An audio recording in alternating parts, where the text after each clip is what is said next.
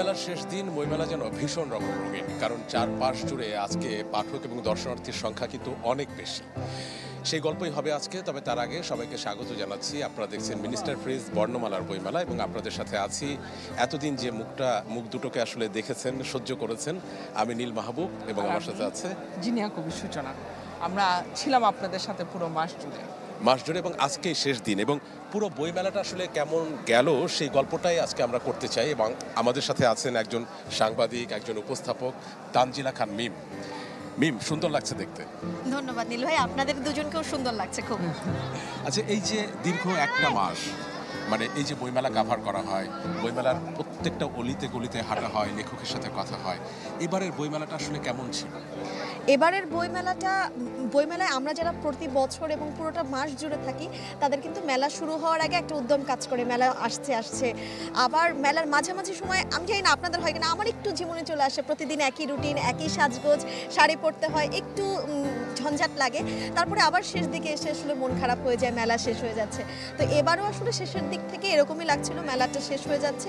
এবছরের বইমেলায় আসলে কিছু পরিবর্তন ছিল গতবারের থেকে। সেটি যদি বইয়ের জায়গা থেকেও বলি, বিভিন্ন তরুণদেরকে দেখেছি আমরা, তাদের আসলে বিষয়ভিত্তিক বইগুলোতে বেশি আগ্রহ। আগে আমরা দেখেছিলাম কবিতার বই সব থেকে বেশি বিক্রি হতো, উপন্যাসের বই।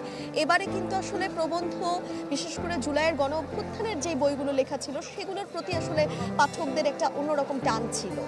আর বইমেলার পরিবেশের কথা যদি বলি বা বইমেলার বিন্যাসের কথা যদি বলি, অনেকেই আসলে অভিযোগ করেছিল যে এবার আসলে মুক্ত বাতাসে নিঃশ্বাস নেওয়ার জায়গাটা একটু কম। সেই ব্যাপারটাই এইটার সাথে আমি একদমই একমত, কারণ আমাদের তো কিছুক্ষণ পর লাইভে কানেক্ট হতে হয়, তার বাকিটা মাঝের সময়টা কিন্তু আমরা বসেই থাকি।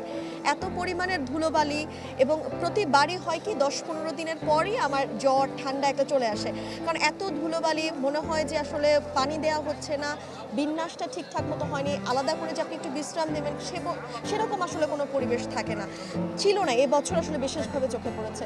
তো এইটা নিয়ে আসলে পাঠকদের মতো আমারও বেশ খানিকটা অভিযোগই রয়েছে। এই বিন্যাসটা যখন আগে করা হয়, তখন কেন আসলে শিশুদের কথা চিন্তা করা হয় না, কেন আসলে প্রতিদিন মেলায় পানি দেওয়া হয় না? আমার চোখে আসলে অন্তত পক্ষে পড়েনি এই পানি দেওয়ার বিষয়টি। এবছর তো মানে এই যে স্টলের সংখ্যা বৃদ্ধি পেয়েছে, কিন্তু পরিসর বলা হয়েছে বৃদ্ধি পেয়েছে, কিন্তু সেভাবে বাড়েনি। সেটাও কিছুটা সংকটে ফেলেছে কিন্তু অনেকে। অবশ্যই সেটাও অনেকটা সংকটে ফেলেছে। এর আগে কিন্তু মেলা শুরু হওয়ার আগে বাংলা একাডেমি বলেছিল এবছর একদম বাণিজ্যিকভাবে মেলাটা হচ্ছে, মেলার পুরোটা জায়গা খুব ইউটিলাইজ করা হচ্ছে। কিন্তু জায়গা ইউটিলাইজ করার মানে যদি আসলে স্টল বসানো হয় বা স্টল বাড়ানো হয়, পাঠকের আসলে জায়গাটা মনে হয়, স্পেসটা হয়তো কমে যায়। সেটাই হয়েছে এবার কিন্তু। আচ্ছা, এবং মন খারাপ, একটা বিষণ্ণতা তো কাজ করছে, কিন্তু আবার 11টা মাস পর আবার বইমেলা ফিরে আসবে, সেই আনন্দ কতটুকু হৃদয়ে গেঁথে আছে? এই যে আজকের অনুষ্ঠানটা শেষ হবে, তারপর থেকে আবার অপেক্ষা শুরু হবে যে কবে আসলে বইমেলা শুরু হবে। এবং আমরা যারা এই যে বইমেলার পরিচিত মুখ, সবার মধ্যেই মনে হয় একটা উদ্যম কাজ করে। আমি বিশেষ করে আমরা অপেক্ষায় থাকি যে নীল ভাই, সুচিন আপাকে একসাথে দেখা যাবে, বইমেলার একটা প্রাণ মনে হবে যে একদম ফিরে পাবে। তো এই 11 মাসের অপেক্ষায় আজকের অনুষ্ঠান শেষ হওয়ার পর আজকের বইমেলা পর্দা নামার পর থেকেই শুরু হয়ে যাবে। ধন্যবাদ মিম, তোমারও নিশ্চয়ই প্রোগ্রাম আছে। একদমই, আমারও 5:30 বাজে এখন টেলিভিশনে এই গরমের মেলার আয়োজন নিয়ে পাঠকদের সঙ্গে, দর্শকদের সঙ্গে কথা হবে। আপনাদেরকে ধন্যবাদ আমাকে যুক্ত করার জন্য। ধন্যবাদ মিম।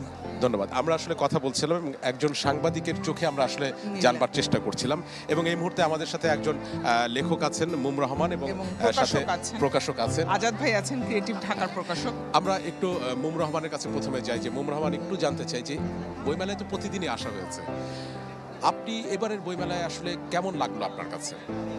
ভালো লেগেছে, যথাবিহিত ভালো লেগেছে। শুরুতে আপনিও জানেন, আমিও জানি, দু একটা সমস্যা হয়েছে, দু একটা দুর্ঘটনা, অস্থিরতা হয়েছে। আমরা কিছুটা হয়তো নিরাপত্তা নিয়েও শঙ্কিত ছিলাম, এক ধরনের অসুবিধার ছিল, কিন্তু ওই যে বলে সব ভালো যার শেষ ভালো, শেষ পর্যন্ত সব কিছু তো ভালোই হয়েছে। আচ্ছা, লেখক হিসেবে যদি বইয়ের কথা বলি, যে মানে এবার কি মনে হয়েছে যে নতুন বইয়ের সংখ্যা বা মানের দিক থেকে যদি বলি, আপনি কিভাবে বিশ্লেষণ করবেন? সংখ্যা তো এখনো জানি না, এটা তো অফিসিয়ালি পরে জানা যাবে। মানের দিক থেকে বললে আমি বলবো যে বইয়ের মান তো দুটো মান আছে, একটা হলো প্রকাশনার মান আর একটা হচ্ছে বিষয়বস্তু, কন্টেন্টের মান। তো প্রকাশনার মান তো খুবই বেড়েছে। মানে আপনি এই আশেপাশে যতগুলো প্রকাশক আমাদের আছে দেখা যাচ্ছে, প্রত্যেকের বই অত্যন্ত মানে সুন্দর, অত্যন্ত গোছানো, প্রাইজিংয়েও বেশ কিছু চ্যালেঞ্জিং ব্যাপার আছে, মানে খুব কম মূল্যেও খুব দারুণ কিছু বই এসছে। আর কন্টেন্টের জায়গায় যদি বলেন, এটা হচ্ছে আমি সাধারণত কন্টেন্ট নিয়ে কথা বলি মার্চ মাসে এসে, কারণ এখন তো এক ঝলক দেখছি। আমি গতকাল বই কিনেছি একরকম পাগলের মতো, 40-50টা বই একসাথে কিনে ফেলেছি।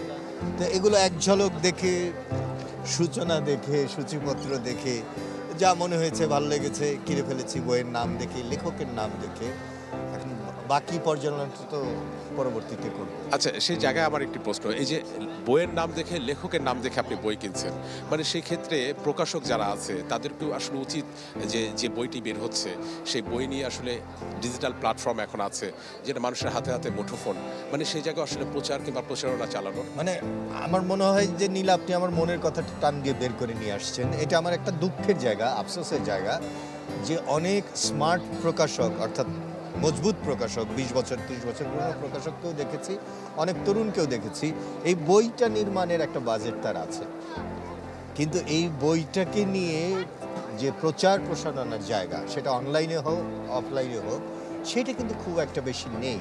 আর আমরা তো এখন সামগ্রিকভাবে অভিযোগ করছি বইয়ের সঙ্গে মোবাইলের বা ডিজিটাল প্ল্যাটফর্মের সংযোগ, সবাই অনেক বেশি ডিজিটাল প্ল্যাটফর্ম কেন্দ্রিক হয়ে গেছে।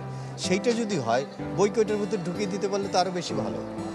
মানে মোবাইলে আমি হয়তো স্ক্রল না করে একটা আস্ত বই যদি পেয়ে যাই বাইট সাইজে, সেই বইটার সারমর্ম হতে পারে অডিও ফরম্যাটে, হতে পারে পিডিএফ ফরম্যাটে, কিংবা যে কোনো ইপাব ফরম্যাটে, তাহলে খুবই ভালো হয়।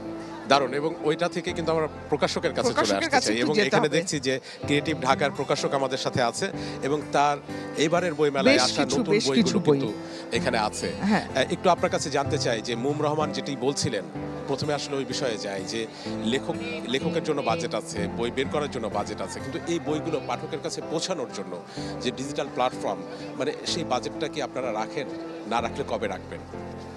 না, অবশ্যই একজন প্রকাশক, মানে এটা তো আসলে বইটা শুধু ছাপার কাজ নয়, বই প্রকাশের ক্ষেত্রে একজন লেখক যেমন তার, আমি বলবো যে অনেক পরিশ্রম করে লেখক ওই পাঠকের উদ্দেশ্যে লিখছেন, এবং পাঠকের হাতে পৌঁছানো কিন্তু এখানে প্রকাশক, লেখক এবং পাঠক একটা সম্পর্ক তৈরি করতে হয়।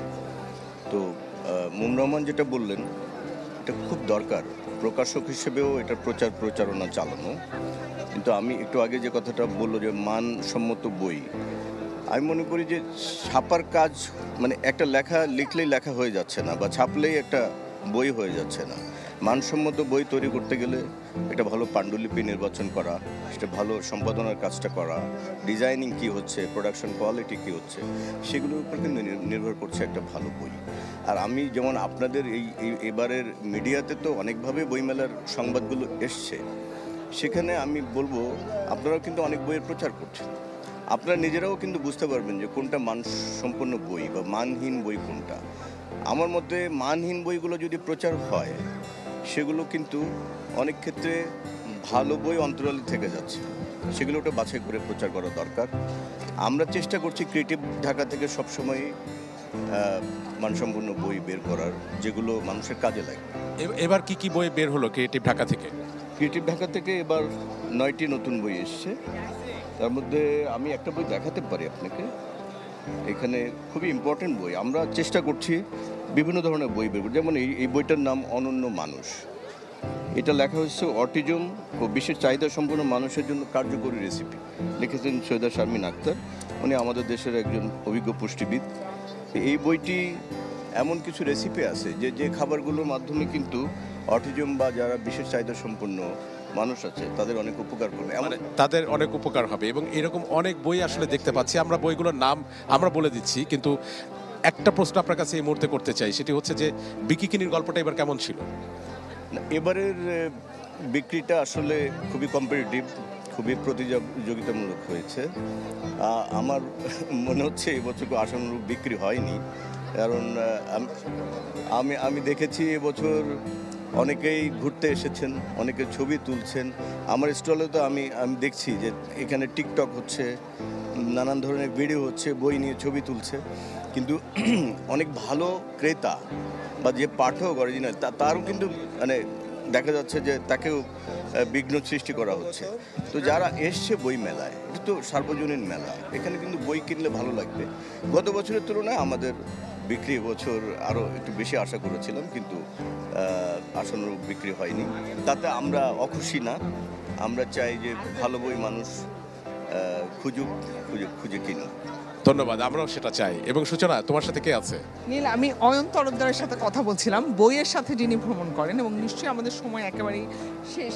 তারপরেও একদম খুব সংক্ষেপে অয়ন, আপনার কাছে জানতে চাই, পুরো বইমেলাটা মাস জুড়ে প্রতিদিন আপনাকে দেখেছি, আপনি বইয়ের সাথে ভ্রমণ করেন, খুব সংক্ষেপে যদি বলেন যে এবারে বইমেলাটা কেমন দেখলেন?